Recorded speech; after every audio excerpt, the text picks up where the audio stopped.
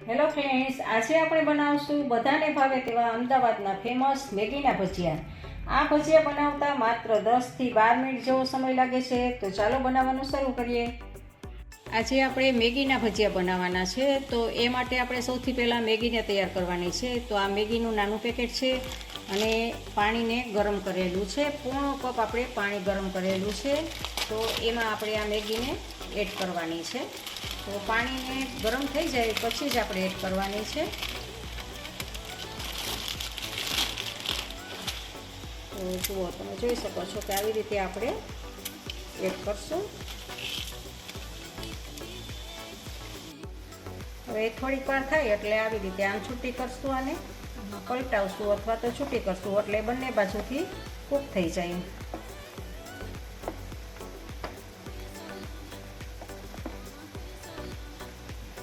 તો જુઓ, આપણી મેગી કૂક થઈ છે અને કૂક થતાં લગભગ 4 મિનિટ જેટલો સમય લાગશે.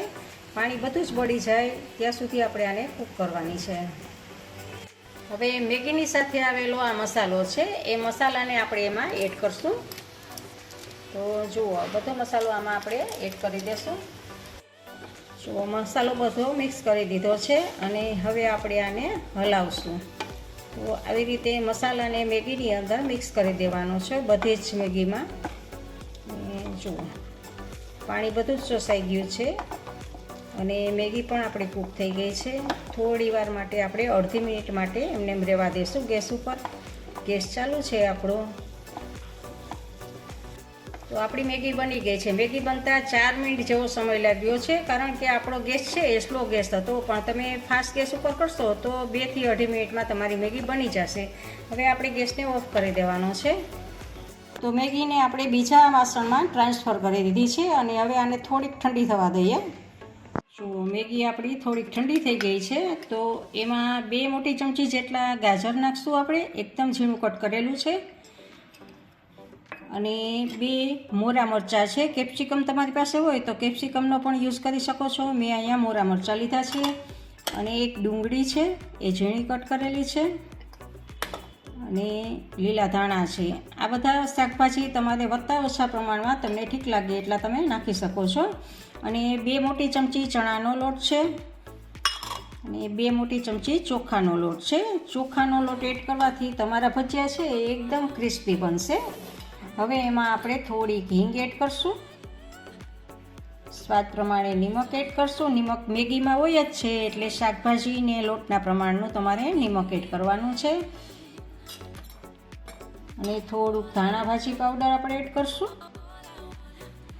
ધાણા જીરું પાવડર એડ કરશું અને થોડુંક લાલ મરચું એડ કરશું. તો હવે આ બધાને આપણે મિક્સ કરી દેવાનું છે. મસાલાને આપણે હાથની મદદથી મિક્સ કરશું.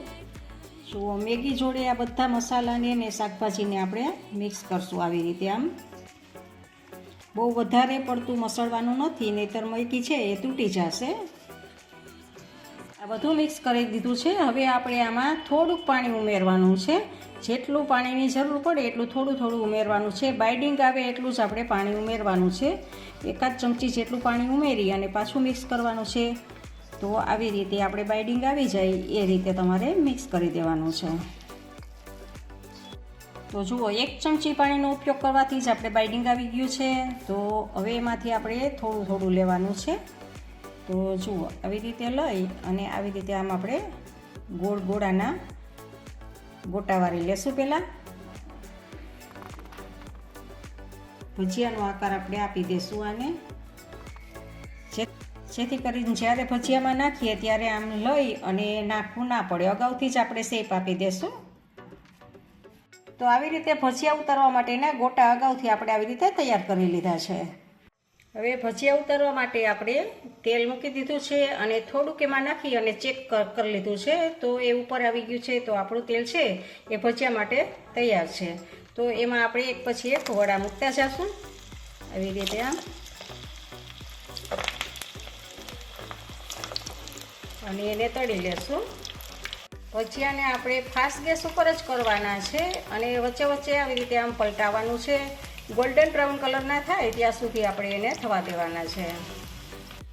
તો જુઓ, તમે જોઈ શકો છો કે આપણા ભજીયા છે એ ગોલ્ડન બ્રાઉન કલરના થઈ ગયા છે. આ સમયે આપણે ગેસને ધીમો કરી દઈએ અને ભજીયાને આપણે એક બીજા ઝારામાં કાઢી લઈએ, જેથી વધારાનું તેલ છે એ બધું જ નીકળી જાય. અને સાવ તેલ નિતારી અને કિચન પેપરમાં આપણે લઈ લેશું, જેથી વધારાનું તેલ છે એ શોષાઈ જશે. તો આવી રીતે આપણે બીજા ભજીયા પણ ઉતારી લેશું.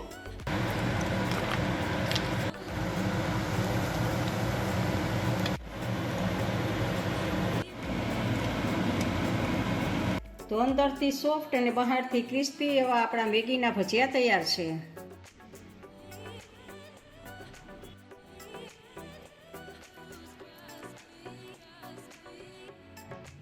તમને આ રેસીપી ગમે તો લાઈક અને શેર કરજો અને નવી નવી રેસીપી જોવા માટે આ ચેનલને સબસ્ક્રાઈબ કરજો.